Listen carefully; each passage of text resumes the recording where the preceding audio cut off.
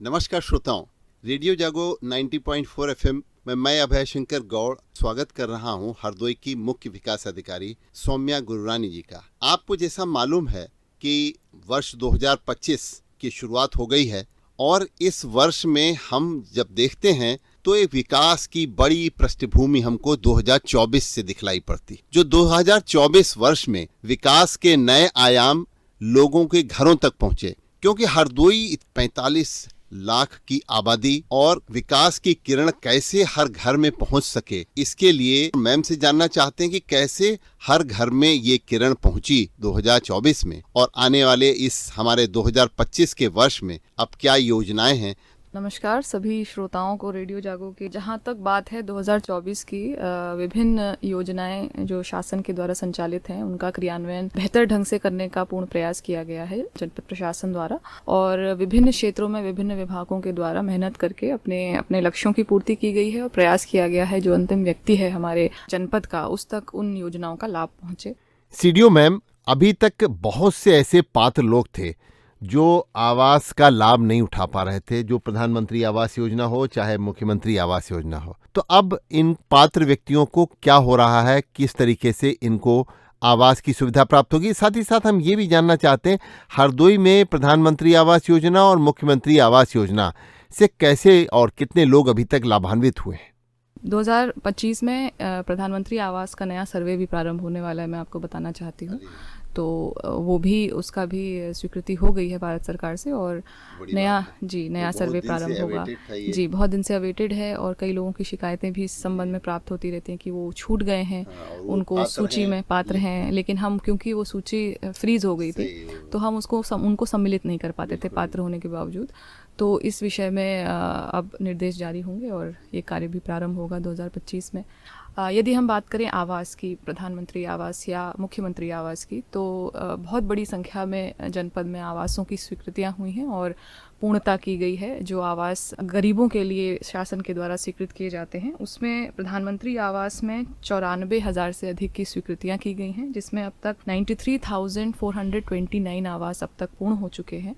और इसी प्रकार से मुख्यमंत्री आवास में 3,517 आवासों की स्वीकृतियां की जा चुकी है, जिसमें अब तक 1,722 आवास पूर्ण किए जा चुके हैं और शेष पर कार्य लगातार जारी है और उनको भी शीघ्र पूर्ण कर लिया जाएगा। सीडीओ मैम, व्यक्तिगत शौचालय एक बहुत आवश्यकता है, क्योंकि हम लगातार जो है स्वच्छता के ऊपर देश में जोर दे रहे हैं। तो हरदोई में इसकी क्या प्रगति रही है? बात करें यदि हम व्यक्तिगत शौचालय की, तो उसमें भी हमारे जनपद की अच्छी उपलब्धि रही है। संभवतः प्रदेश में सर्वाधिक आवेदन वाला जनपद हमारा रहा है, जिसमें अब तक 4,30,000 से ऊपर के आवेदन आए हैं और उसमें से स्वीकृति यानी पात्रता सत्यापन के उपरांत लगभग 1,78,000 संख्या में स्वीकृति इसकी हुई है व्यक्तिगत शौचालय की, और जियो टैगिंग के उपरांत अब तक जो संख्या आई है पूर्णता की वो 1,41,000 की है। तो ये हमारे इस वर्ष की व्यक्तिगत शौचालय में रही है।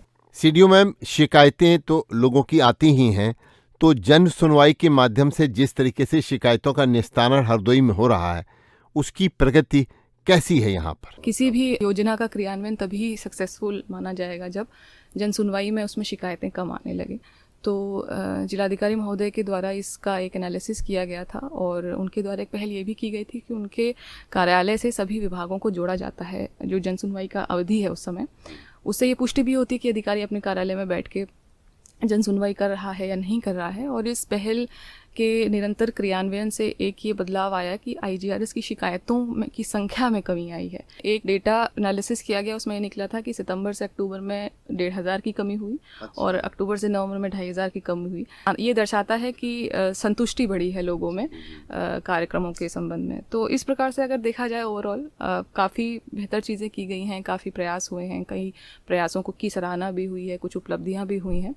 तो इस प्रकार से एक काफ़ी परिपक्व वर्ष रहा 2024 और उम्मीद ये है कि 2025 में भी इस गति को हम आगे बढ़ाएंगे और अच्छी उपलब्धियां आप लोगों को सुनाने के लिए अगले वर्ष में होंगी।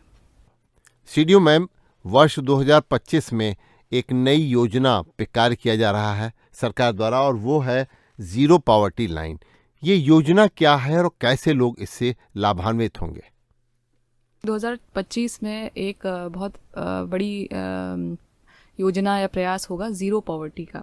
ज़ीरो पॉवर्टी एक नवीन प्रयास है जिसमें हम हर ग्राम पंचायत में निर्धनतम परिवारों का चयन करेंगे और उनमें कन्वर्जेंस के माध्यम से प्रयास किया जाएगा कि सभी जो गरीबों के लिए चलाई जा रही योजनाएं हैं उनका लाभ उन परिवारों को मिले, क्योंकि अक्सर देखा ये जाता है कि किसी परिवार को, किसी व्यक्ति विशेष को किसी योजना का लाभ मिल रहा है, दूसरी योजना का लाभ नहीं मिल रहा है, जबकि वस्तुतः वह सभी योजनाओं के लिए पात्र होता है। तो कहीं ना कहीं कन्वर्जेंस में एक गैप रह जाता है।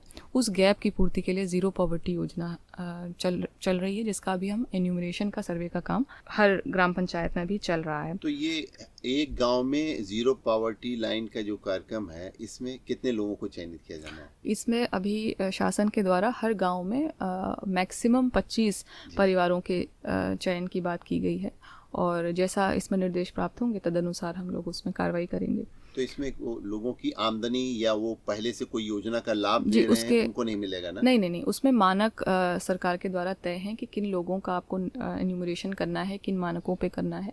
उसके आधार पे हमारे एन्यूमरेटर्स गांव-गांव जाके सर्वे कर रहे हैं और उन्हीं लोगों को उसमें चुना जाएगा जो सबसे गरीब हैं, जिनको किसी योजना का लाभ नहीं मिल पा रहा है, जो छूटे हुए हैं, मतलब हमारे सोशल नेट से जो छूटे हुए हैं उन लोगों को इसमें कवर किया जाएगा और कन्वर्जेंस दी जाएगी। जैसे उनको आवास, यदि किसी को आवास का लाभ मिला है, उसको शायद मनरेगा में लाभ ना मिला हो तो मनरेगा में दिया जाएगा, या उसको किसी अन्य योजना का लाभ न मिला हो तो उसको उन सभी योजनाओं से संतृप्त करने का एक प्रयास है। मतलब एक ही व्यक्ति सारी योजनाओं का जिसका वो पात्र है, जिसका वो पात्र जी। और इसी प्रकार से कोई सीमा रखी गई आय की? नहीं, ऐसा नहीं है, मानक निर्धारित है शासन के द्वारा, उसके आधार पर इस पे किया जाएगा। तो ये 2025 की ग्रामीण क्षेत्र की एक तस्वीर बदलने के लिए नए आयाम खुलेंगे। इससे लोगों को नए अवसर मिलेंगे और लोग जो अपने विकास की नई किरण है उनके घर में पहुंचेगी। और इसी की उम्मीद के साथ हम आपको 2024 में जो आपके द्वारा काम किए गए उसके लिए बधाई देते हैं, क्योंकि जिस तरीके से हर गांव को संतृप्त करने में आपकी पूरी टीम लगी रही और जिस तरीके से तन्मयता से समर्पण के साथ काम किया गया, उसकी एक पृष्ठभूमि देखने को जब 2024 गया तो दिखलाई पड़ रही है कि अब कैसा है हरदोई का गांव, और इसी के साथ 2025 में कैसा होगा इसकी रूपरेखा आपने बताई। आज रेडियो जागो 90.4 FM पे आप यहाँ पे आई और यहाँ पर आपने हमारे श्रोताओं को, क्या पूरे हरदोई के लोगों को आपने एक विकास की नई कहानी बताई। इसके लिए आपको बहुत बहुत धन्यवाद। मैं अभय शंकर गौड़ रेडियो जागो 90.4 FM की तरफ से आपको बहुत बहुत शुक्रिया अदा करता हूँ कि आपने हमको 2025 के लिए बताया। जी, आपका सबसे पहले आभार मुझे आमंत्रित करने के लिए, और रेडियो जागो को और रेडियो जागो के समस्त श्रोताओं को नववर्ष की मैं शुभकामनाएं देती हूं। और प्रयास प्रशासन का यही रहेगा कि जनमानस की जितनी समस्याएं हैं, विकास कार्यों से संबंधित जो क्रियान्वयन है योजनाओं का, उसको हम बेहतर ढंग से करें और सत्यनिष्ठा से, कर्तव्यनिष्ठा से आप लोगों की सेवा में लगे रहेंगे। जो भी आपकी समस्याएं होंगी उनका समाधान कराने का पूर्ण प्रयास करेंगे। धन्यवाद।